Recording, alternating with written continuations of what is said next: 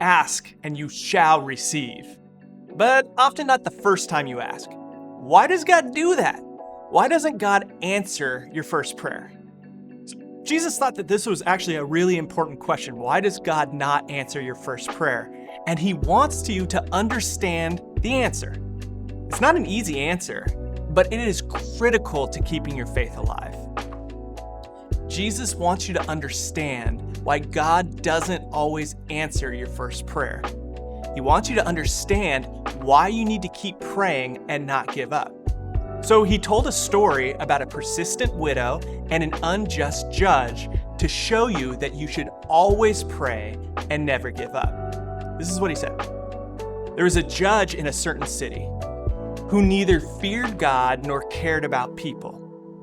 A widow of that city came to him repeatedly saying, "Give me justice in this dispute with my enemy."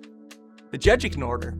He ignored her for a while, but finally he said to himself, "Look, I don't fear God or care about people, but this woman is driving me crazy.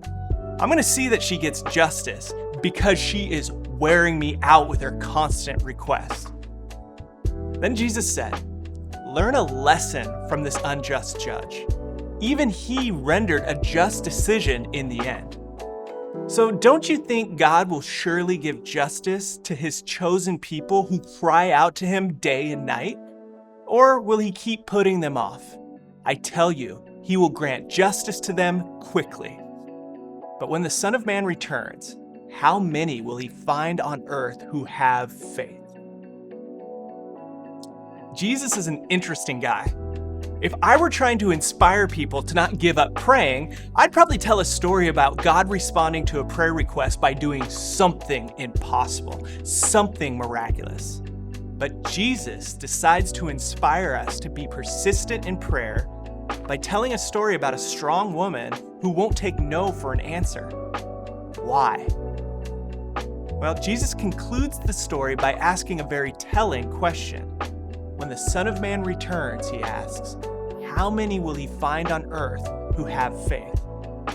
Look, there's a correlation between persevering in our prayers and persevering in our faith.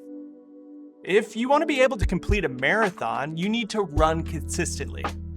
If you want to complete the marathon of faith, you must pray consistently. When you're resilient in prayer, your faith is built up, and you become resilient against all the things that are trying to tear you away from your faith.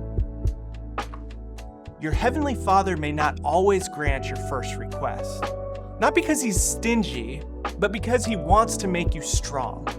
So don't give up. Keep praying. Jesus is telling you that God is not unjust and he's not calloused. God cares deeply for you, and he will give you justice. So don't give up praying for the things you desperately need, because God will meet your need in time.